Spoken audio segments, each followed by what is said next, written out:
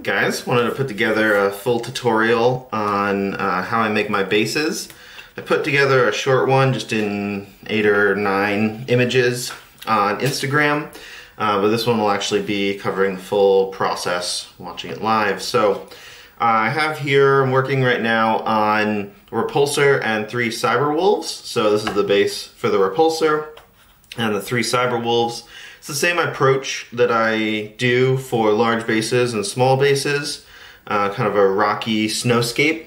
So the only difference is the amount of material that I use. So to cover that, so first thing I use is this cork, which I buy in a roll at just like a hardware store. This one's pretty thin, and then so I can just tear this up, glue it down. It starts to build up kind of a like a rock surface. So we'll go over that. And then I have large rocks and small rocks. So I'll show how I apply those. So I'm just kind of trying to build up a dynamic rocky surface. And then I'll do a part 2 to this video for painting, how I paint these bases. And then part 3 for the finishing touches, adding the snow and the grass and those things. So, but let's get started. So, as you saw, the first thing was I just tore up a piece of cork, and then I'm going to use my super glue, which I need to get some more of because I think I'm almost out. Hopefully we have enough in here. Okay, there we go.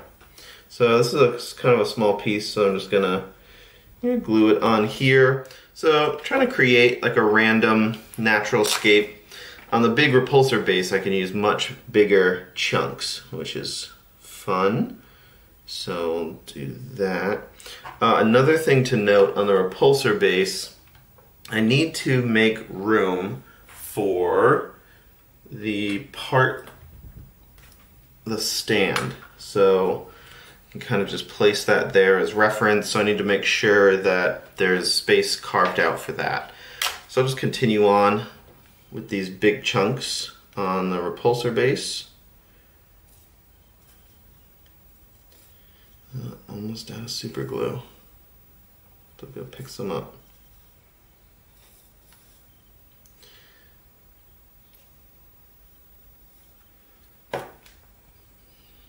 So when I place these, I kind of try to look for interesting spaces in between the rocks. So kind of placing them close together, but creating interesting spaces that I can either leave kind of like that, or I'll often put rocks in there, because that's kind of the real world.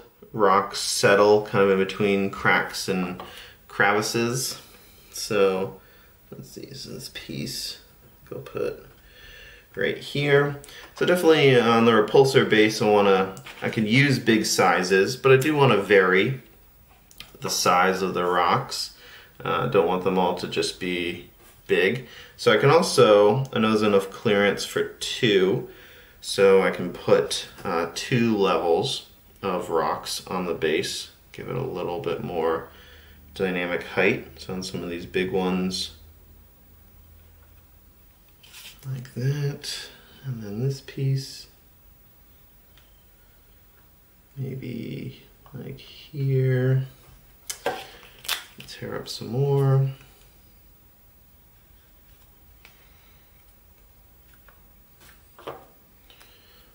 So it kind of wraps around like so. Another somewhat big piece. And you don't need a lot of super glue for this. Yeah, cool, something like that. And I was checking the base, making sure there's plenty of room for it. Then maybe a couple small pieces. Again, I can do a second layer, a couple small pieces just around. Over here looks good. Oh, got super glue on my finger, sticking to me. Okay, and I think I'll do 2 small pieces on a second layer. So maybe like here, and another one here. Cool, so that's pretty good for the repulsor base. On these smaller bases, I usually try to do like 2 pieces. This one, I think I might actually fit like a little third small one in there.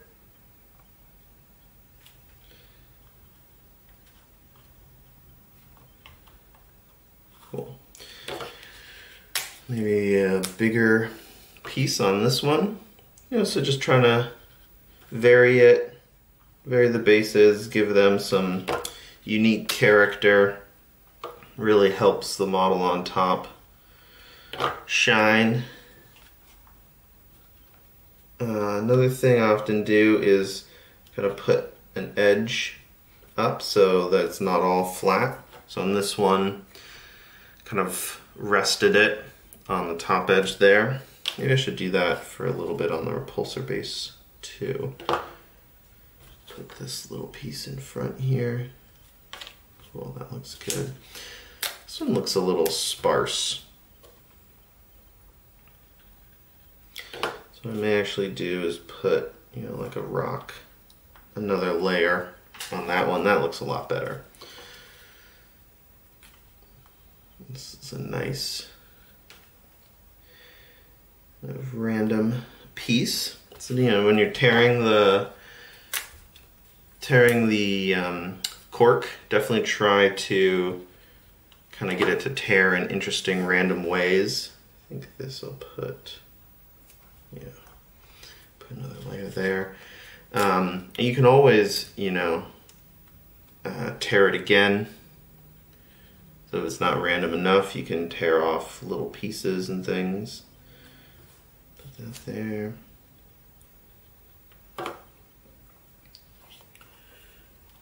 Maybe this on the front, maybe this little piece right there. Cool. All right, I feel this repulsor base needs, I think I'm gonna do 2 of those like diagonal rocks, or the rocks that are kind of up on 2, just to give it a little bit more, yeah, dynamic. Make it a little bit more dynamic. It's not just these flat rocks.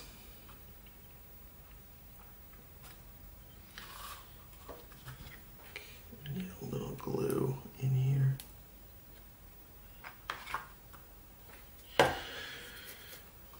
Cool, okay, that feels pretty good. So then the next thing is these large rocks. And so the way I apply those, open up the crate, and so I still use the super glue for these. And so what I do is I put a dab, and I try to, you know, put it like along rock crevices, in between rocks. You can also put it, you know, a dab just kind of on top of a rock. Cool, so something like that, and then just take it upside down and dip it into here, and then shake off all the excess. So that looks like too much to me. So then I just take my finger and pluck off, you know, a couple. Don't want it to be like, you know, overwhelming amount of rocks. You want it to look natural. So, yeah, that looks pretty nice. I think there's too many over here. I think I'll just do 1.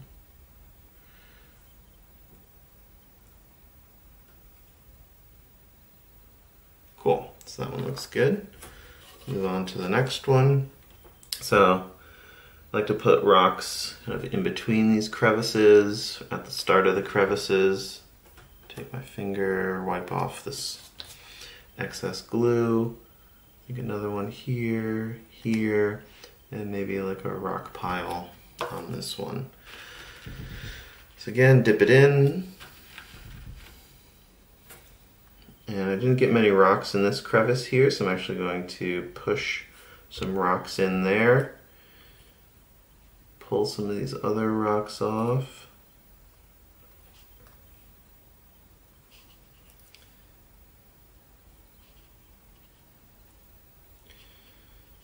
just kind of, letting the rocks initially stick with the glue and then using your fingers to kind of work them into interesting parts. So we'll do the last Cyberwolf base.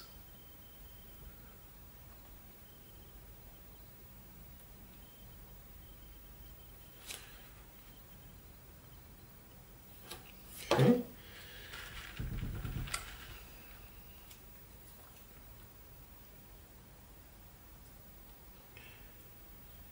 All right, looking good.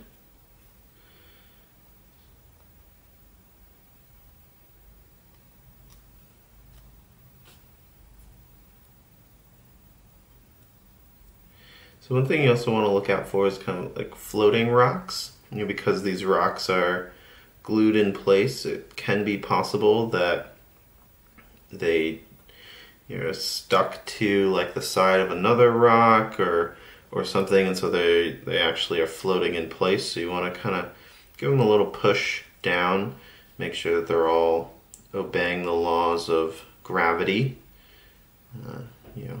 hiding the fact that they are just glued in place. So now for the repulsor base. So this one, I do the same process. So just go around picking out interesting places that I want to put rocks, crevices, where these big rocks meet.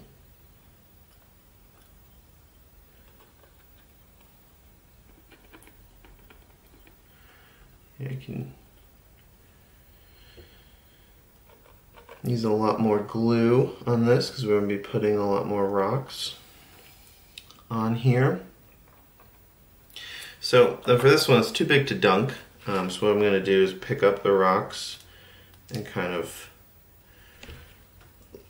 drop them onto the surface and then knock the excess off back into the tub. So I'm trying to be, keep my work area clean, but some rocks are gonna not go back in the tub. That's fine, you can pick those up later.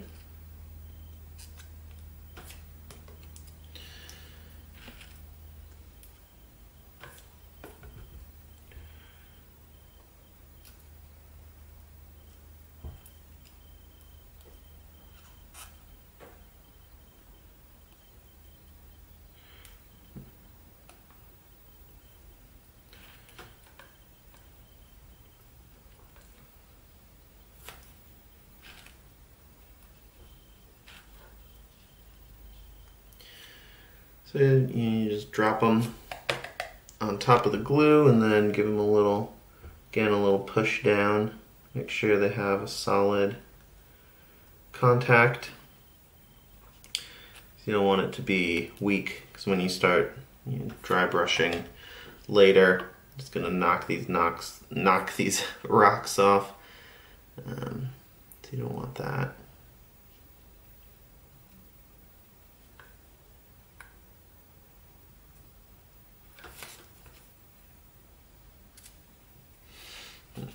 I need some rocks here. Feels a little sparse. A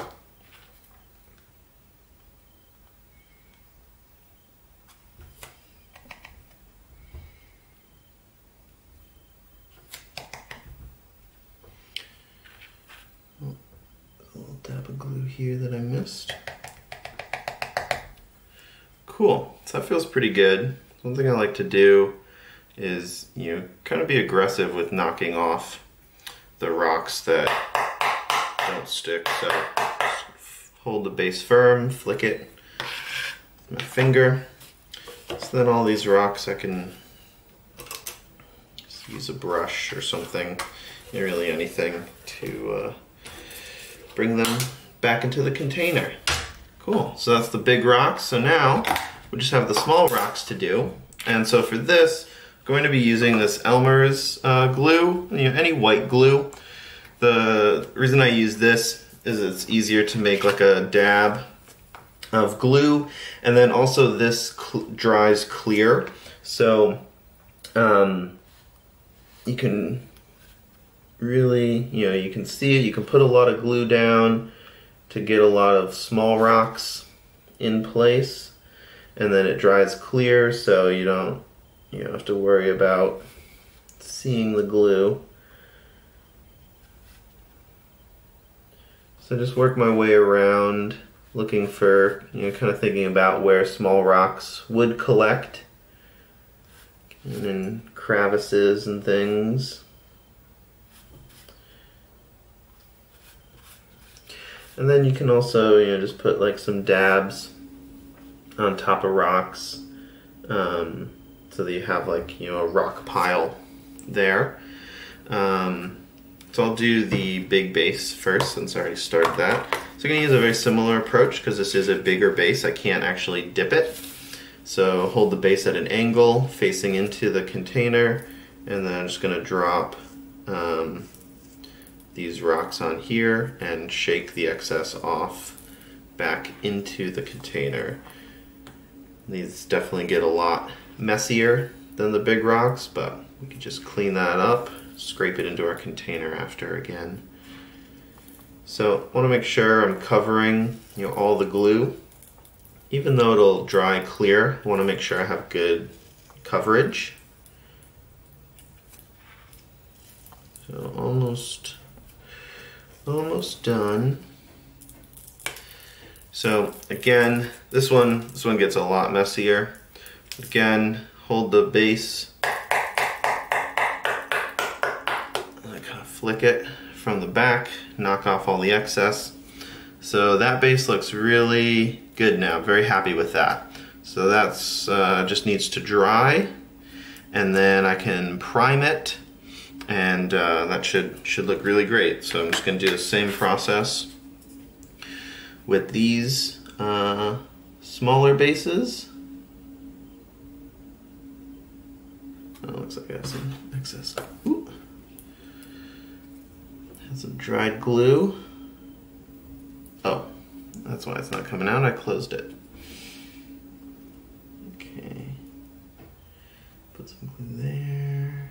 A little bit of glue here. I don't want any glue on the rim because I just paint that a clean brown. So if you get any excess glue there, you can just rub it off with your finger, especially this white glue. It's very easy to remove. And you see here some rocks are still sticking to that, so I just kind of gently with my finger wipe that off so I can have a very clean edge. And again, even though these are little, I'm just going to flick them to really knock off any excess that, so better to get it off now than when you go to dry brush it and it's already been primed and you start, exposing the underlying colors. So it's better to get all the excess off now.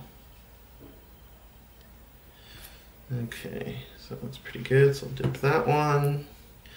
Again, clean off the edge.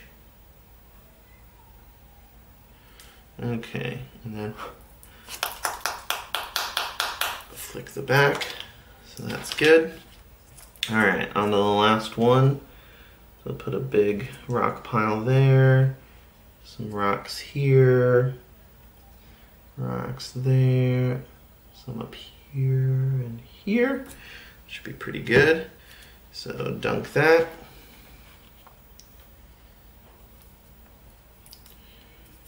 Go around the edge, clean off any excess. Cool, so there's a small base, large base, same technique, just the number of materials used, the amount of material used.